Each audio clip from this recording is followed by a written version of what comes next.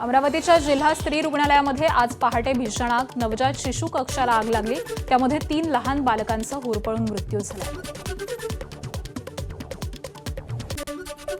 पहाटे 3:30 वाजता नवजात शिशु अतिदक्षता विभागातील व्हेंटिलेटरमध्ये अचानक स्फोट झाला। त्यामुळे लागलेली आग अतिदक्षता विभागात वेगाने पसरली आणि त्यामध्ये 3 बालकांचा दुर्दैवी मृत्यू झाला। अमरावती जिल्हा स्त्री रुग्णालयाच्या 3ऱ्या मजल्यावरती एकूण 3 नवजात शिशु अतिदक्षता कक्ष आहेत। या 3 कक्षांमध्ये प्रत्येकी 13 अशी मिळून 39 नवजात बालकांवरती उपचार घेण्याची क्षमता आहे। यापैकी एका कक्षामध्ये आग लागली तेव्हा 9 बालकांवरती उपचार सुरू होते। आग लागल्याचं लक्षात येताच ड्युटीवरती असलेल्या डॉक्टर, नर्सेस आणि कर्मचाऱ्यांनी उपचार सुरू असलेल्या बाळांना बाहेर काढलं। जीवाची पर्वा न करता नर्सेसनं 6 बालकांना बाहेर काढलंय। त्यांच्यामुळे उपचार सुरू असलेल्या इतर बालकांचे जीव वाचलेत। ती सिच्युएशन एवढी बेकार होती की आम्ही काय करू, लेकरू कशी तरी आम्ही हँडल केली। आम्ही आमचा विचार नाही केला सर, एवढी आग होती पण आम्ही आमचा विचारही नाही केला का काय होईल का म्हणून आम्हाला, पण आम्ही गेलो लेकरं काढले सर। आग विजून राहिली तर दुसरं आम्ही बाळ काढले, त्याच्यातले भेंटी चालली म्हणजे आग असताना इंटरकॅट काढली ते बाळाला आम्ही फटफट बाहेर काढले। अमरावतीमधील दुर्घटना अतिशय गंभीर आणि दुःखद आहे। आबिटकरांनी भावना व्यक्त केल्या आहेत। 3 बाळांचा मृत्यू तर इतर बाळ सुरक्षित आहेत आणि उपचार सुरू आहेत अशी माहिती दिली आहे। माझं म्हणणं असं आहे की त्याच्याबद्दल एक टेक्निकल टीमचं जे काही ओपिनियन येईल ते अधिक महत्त्वाचं आहे आणि त्याच्यानंतर मग आपल्याला नेमका अशा पद्धतीचा स्फोट का झाला, कारण काम तर 2 वर्षापूर्वीच झाले, म्हणजे फार जुनं काम आहे असंही नाही आहे। त्यामुळे काम जर वेळेत झालं असेल तर मग नेमकं काय झालं हे सुद्धा आम्हाला बघावं लागेल। समिती नेमली यासाठी हे आता प्रत्यक्ष पाहणी आम्ही करतो, त्याच्यानंतर तिथे ज्या काही उपाययोजना करायला पाहिजे ते आपण करणार आहोत। दरम्यान काँग्रेस नेते यशोमती ठाकूर यांनी आग लागली त्या रुग्णालयाची पाहणी केली। त्यावेळी त्यांनी मुख्यमंत्री फडणवीसांवरती टीका केली आहे।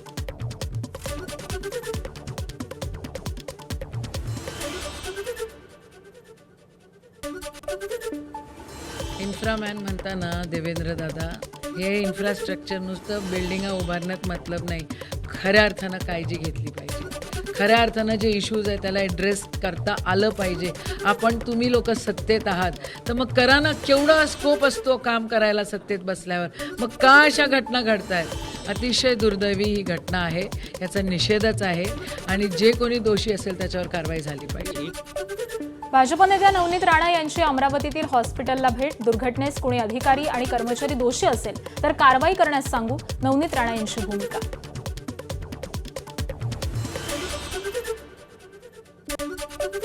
अमरावती दुर्घटनेवरती पालकमंत्री चंद्रशेखर बावनकुळे यांनी दुःख व्यक्त केलंय। सरकार मृत बालकांच्या कुटुंबियांच्या पाठीशी आहे। उपचार सुरू असलेल्या बालकांना सर्व मदत देणार असल्याची ग्वाही दिली आहे।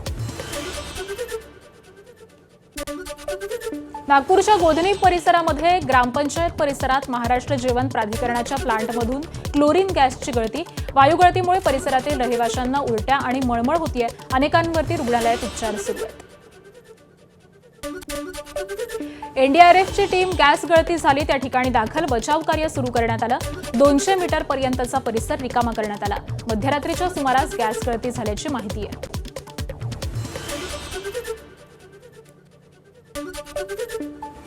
घरी असताना आम्हाला श्वास घेण्यात त्रास होत होता, म्हणून आम्ही बाहेर बघून पंखे बंद केले आणि बघितलं बाहेर तर पूर्ण धूर होता। याचा गॅसचा पांढरा पूर्ण परिसरात पसरलेला होता आणि मग आम्ही अजून बाहेर आलो तर आम्हाला अजून श्वास घ्यायला त्रास झाला, जास्तीत जास्त त्रास, म्हणजे खोकला यायला असं झालं की मधून आतड्या येतील का बाहेर असं झालं ते पूर्ण। आतापर्यंत म्हणजे डोळे आणि घसात एवढा दुखत आहे का काय सांगू आता तुम्हाला, आताही त्रास आहे मला, श्वसनाचा त्रास। आणि आता हे सगळ्या लोकांना कुठे ठेवण्यात आलं? आता तर आम्ही तो बाहेर गेलो होतो, हा परिसरच सोडून दिला, आम्ही बाहेर निघालो। बातमी आहे पंढरपूरमधून। आज श्रावणी सोमवार आणि श्रावण महिन्यातील पवित्र पुत्रदा एकादशी निमित्त विठ्ठलाच्या दर्शनासाठी मोठी गर्दी झाली आहे। अंदाजानुसार पंढरपूरमध्ये 5 लाखांपेक्षा जास्त भाविक दाखल झालेत आणि यामुळे गोपाळपूर परिसरातील दर्शन व्यवस्था कोलमडली आहे। अचानक भाविकांची संख्या मोठ्या प्रमाणावरती वाढल्यानं आजच्या दर्शनासाठी उभारलेल्या दर्शन रांगेच्या पुढे भाविकांची रांग लागली आहे। गर्दी पाहून रांगेमध्ये घुसखोरी होऊ लागल्यामुळे चेंगराचेंगरीची स्थितीही निर्माण होती आहे. मंदिराच्या व्यवस्थापनाबाबत भाविक संतप्त असून गोपाळपूर परिसरामध्ये पुरेशी सुरक्षा व्यवस्था नसल्यामुळे एकेरी रांगेऐवजी रांगेमध्ये लोकांचे लोंढे घुसताना दिसतात. आज एकादशीनिमित्त गोपाळपुरातल्या सर्व पत्राशेड भरून पुढे बनवलेल्या दर्शन रांगा ह्या देखील अपुऱ्या पडत आहेत. या ठिकाणी पोलिसांचा देखील बंदोबस्त नसल्यामुळे भाविकांनी मोठी नाराजी व्यक्त केली आहे.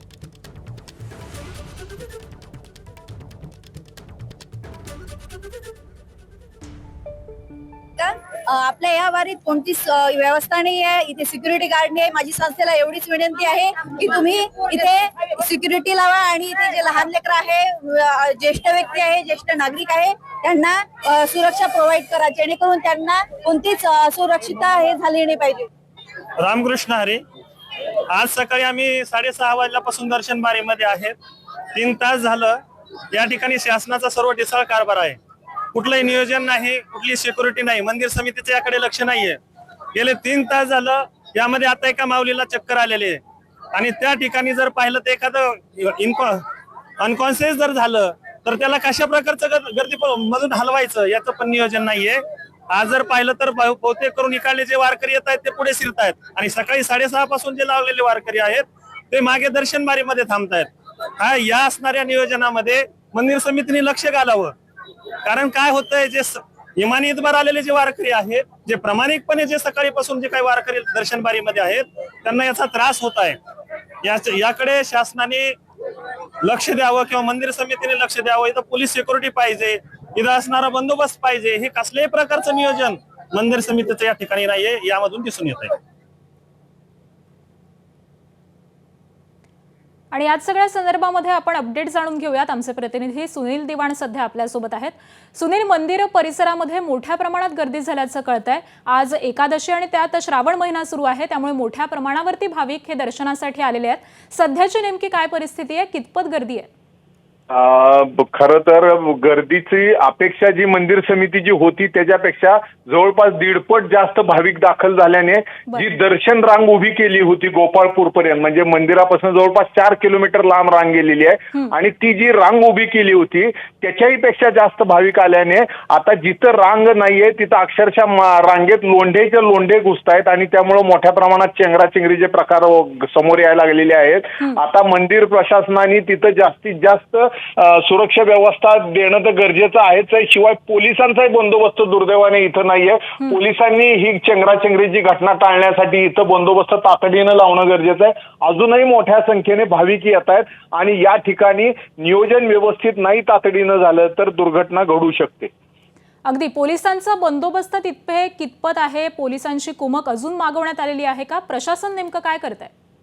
अजूनही पोलीस तिथं पोहोचलेले नाहीत. त्याशिवाय मंदिराचे सिक्युरिटी जे 2-3 तिथं आले होते त्यांना एवढ्या मोठ्या संख्येनं असलेले भाविक आवरत नव्हते आणि मूळ सगळ्यात महत्वाची गोष्ट आकांक्षा, जिथं सिंगल लाईन असणं अपेक्षित होतं तिथं लोंढेच्या लोंढे घुसायला लागल्यामुळं महिला असतील, लहान मुलं असतील, वृद्ध असतील, या इथं चेंगराचेंगरीच्या घटना घडल्यात. मगाशी दर्शन रांगेत 1-2 श्वासोश्वासाचा त्रास झाला होता, ते एक जण बेशुद्ध पडलं होतं. त्यामुळे तातडीनं इथं व्यवस्था केली नाही तर भाविकांना खूप मोठ्या त्रासाला सामोरं जावं लागतंय आणि भाविकांनी या संदर्भातल्या संतप्त प्रतिक्रियाही माझ्याशी बोलताना व्यक्त केल्या आहेत. आकांक्षा, धन्यवाद सुनील या सगळ्या अपडेटसाठी.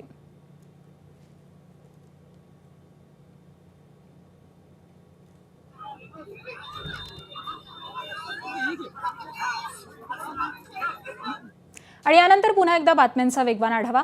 महायुतीच्या समन्वय समितीची आज महत्त्वपूर्ण बैठक. मुख्यमंत्री पहिल्यांदाच घेणार समन्वय समितीची बैठक. मुख्यमंत्री, दोन्ही उपमुख्यमंत्र्यांच्या उपस्थितीमध्ये महायुतीच्या समन्वय समितीची बैठक संध्याकाळी 7 वाजता वर्षा बंगल्यावरती आयोजित आहे. राज्य मंत्रिमंडळाची आज दुपारी 2 वाजता सह्याद्री अतिथीगृहावरती बैठक. या बैठकीमध्ये राज्यातील पावसाच्या परिस्थितीचा सविस्तर आढावा घेतला जाणार. मराठवाड्यातील अनेक धरणांमध्ये अजूनही समाधानकारक पाऊस नाही, त्यावरती बैठकीमध्ये चर्चा होणार. कर्जमाफीवरती देखील बैठकीत चर्चा होईल. मुंबई महानगरपालिकेतील गटबाजीवरती तोडगा काढण्यासाठी भाजपकडून हालचाली. मुंबई भाजप अध्यक्ष अमित साटम यांनी आज संध्याकाळी 5 वाजता भाजपच्या सर्व नगरसेवक आणि प्रमुख नेत्यांची बैठक बोलावली. भाजपच्या पक्ष कार्यालयामध्ये बैठक होणार. एकनाथ शिंदेंनी मंत्री दादा भुसेंसोबत चर्चा करून शिक्षण विभागाचा आढावा घेतला. एकनाथ शिंदेंनी मंत्री दादा भुसे त्याचबरोबर शिक्षण विभागातील वरिष्ठ अधिकाऱ्यांसोबत तब्बल 4 तास बैठक घेतली. बैठकीनंतर शिंदेंनी अधिकाऱ्यांना सूचना दिल्यात. सरकारचं शिष्टमंडळ मनोज जरांगेंची भेट घेणार. मराठा आरक्षण समितीचे अध्यक्ष राधाकृष्ण विखे पाटील, मंत्री उदय सामंत, मंत्री शंभूराज देसाई, प्रसाद लाड जरांगेंची भेट घेणार आहेत. सर्व नेते आंतरवाली सराटीमध्ये जाणार. मराठा आरक्षणावरती चर्चा होणार.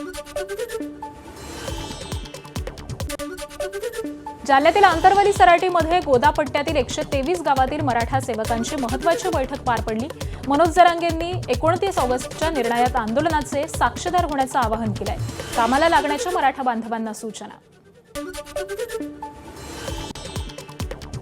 मराठ्यांनी आता आपण आपल्या महाराष्ट्रातल्या घराघरातल्या गाड्या बाहेर काढून आंदोलन येणे एवढंच काम आहे.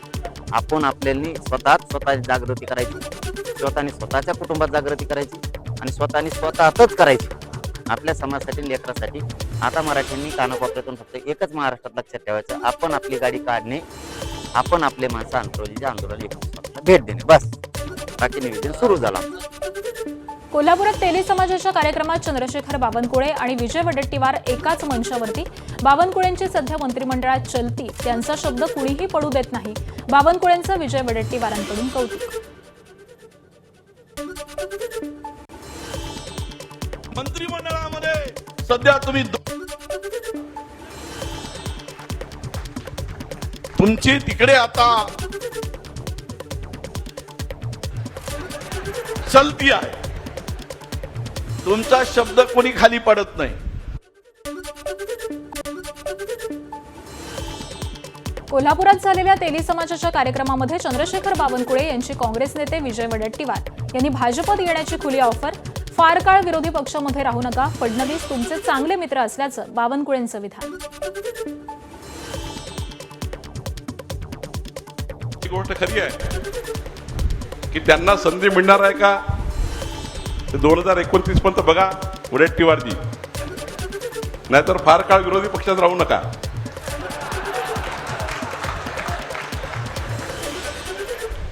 कारण मी आणि देवेंद्रजी तुमचे फार जवळचे मित्र आहोत, दोघंही घरातले आहोत.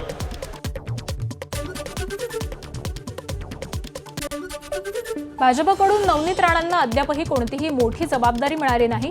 सोशल मीडिया रील्स आणि पोस्ट टाकून नवनीत राणांनी नाराजी व्यक्त केली आहे. भाजपकडून दखल घेतली जाणार का याकडे लक्ष.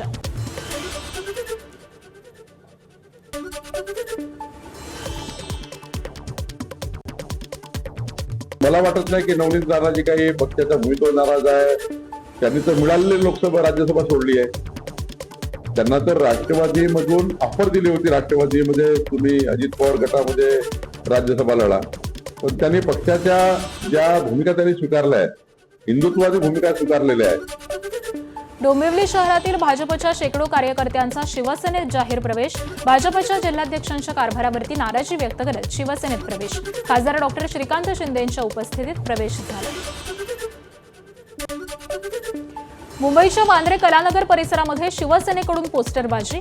कलानगर इथं मातोश्रीजवळ धनुष्य बाणाची साथ, गणेशोत्सवाचा सुवर्ण प्रवास असा संदेश देणारा बॅनर. काँग्रेसच्या नाशिकमध्ये आजपासून 10 दिवसांचं निवासी प्रशिक्षण शिबिर. संघटन सृजन अभियान अंतर्गत प्रशिक्षण शिबिराचं आयोजन. आजपासून सुरू होणारं शिबिर 2 सप्टेंबरपर्यंत चालणार. शिबिराच्या समारोपाच्या दिवशी राहुल गांधी मार्गदर्शन करणार. नीट पेपरफुटी प्रकरणाच्या पार्श्वभूमीवरती महाराष्ट्र सरकारनं कोचिंग सेंटर्सवरती नियंत्रण आणण्यासाठी कायद्याचा मसुदा तयार केला. महाराष्ट्र खासगी शिकवणी केंद्र नोंदणी आणि नियमन 2027 प्रस्तावित. खासगी शिकवणीची नोंदणी आणि तक्रार निवारणासाठी तरतुदी. नियमांचं उल्लंघन करणाऱ्यांची मान्यता रद्द करण्याची तरतूद. ओला, उबेर आणि रॅपिडो ॲपच्या बाईक टॅक्सीला मंजुरी देऊ नका. खासदार संजय राऊतांचं परिवहन मंत्री प्रताप सरनाईकांना पत्र.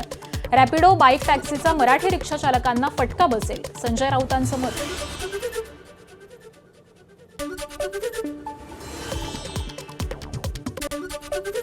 संजय निरुपम आज घेणार परिवहन मंत्री प्रताप सरनाईकांची भेट. सोशल मीडियावरती पोस्ट करून दिली संजय निरुपम यांनी माहिती. ऑटो रिक्षा चालकांच्या मराठीच्या मुद्द्यावरती भेट घेणार.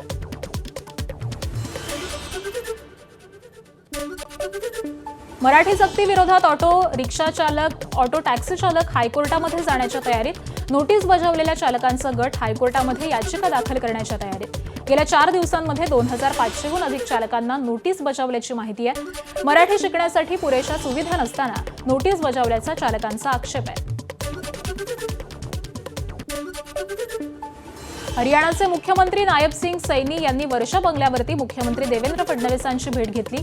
पानिपतच्या 3ऱ्या युद्धाच्या स्मरणार्थ 16 एकर जागेवरती शौर्य स्मारक उभारण्यात येत आहे आणि त्याबाबत दोन्ही मुख्यमंत्र्यांमध्ये सहकार्याबाबत चर्चा झाली. धुळे जिल्ह्यातील शिरपूर शहरामध्ये एफडीएची कारवाई. बस स्थानक परिसरातील अशोक बेकरीची तपासणी. मुदत संपलेल्या बिस्किट आणि टोमॅटोच्या बॉल्सची विक्री सुरू होती तर जयलक्ष्मी सुपर मार्केटची ही तपासणी. जय मल्हार खानावळीला ही नोटीस.